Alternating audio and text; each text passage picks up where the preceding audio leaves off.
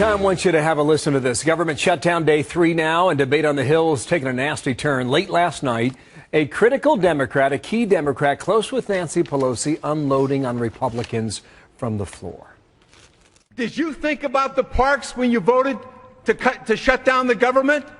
Did you think about the impacts? The gentleman from Montana yesterday came to the floor and said it's hurting the local economy. The gentleman from California came and said the towns around Yosemite. Was he thinking about that when he voted originally to shut down the government? He was prepared to sacrifice the local economy. He was prepared to sacrifice the towns around Yosemite when he was on a jihad against American citizens getting access to health care. Well, you know what word stuck out on that comment there, jihad. Republican Congresswoman Michelle Bachmann is back with us, and good morning to you. Good morning, Bill. What did you think when you heard that?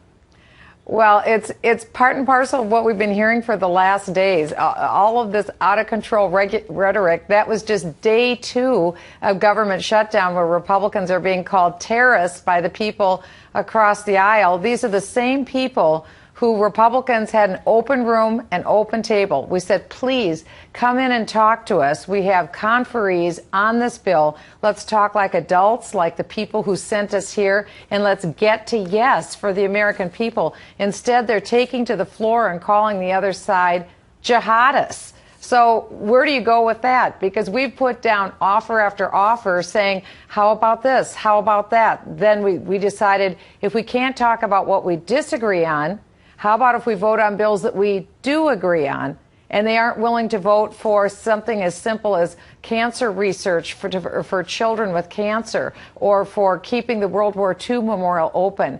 We're trying everything that we can, Bill, to get them to talk to us, and this is the kind of language we're being subjected to. I'm reading that there are more bills coming up today to fund the Department of Veterans Affairs and National Guard. We'll see how that vote goes then. Mike Simpson, Republican from Idaho, when that comment was dropped about jihad, he went to the microphone and said he was disgusted. Now, the president gave an interview yesterday afternoon and said he's been bending over backwards to work with Republicans and that he has kept his own rhetoric to a minimum. What do you think about that? Well, first of all, unfortunately, the president has been missing in action throughout most of this process. He has very rarely picked up the phone and called John Boehner. We all knew that we were coming to this point. September 30th has been on the calendar for a long, long time. And I think the president felt that he could just have brinksmanship. He was used to having his way. He would just say something and it would happen. And he didn't think that he had to work with Republicans at all. And I think what's really remarkable, Bill, is that there was a lot of disagreement over Obamacare. But, you know, the president has done something very unusual. He himself has changed Obamacare 19 different times. It's as though he passed 19 different laws himself. And he's expecting Republicans to fund not the original Obamacare, but which we passed, but fund the Obamacare that he himself has changed. Now, that's really bizarre.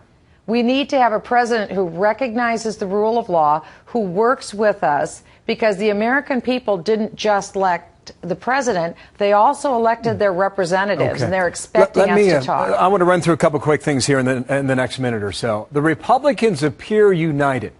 There was a Democratic effort to shut down ending legislation, and every Republican voted against that. Are there any cracks in the ranks today?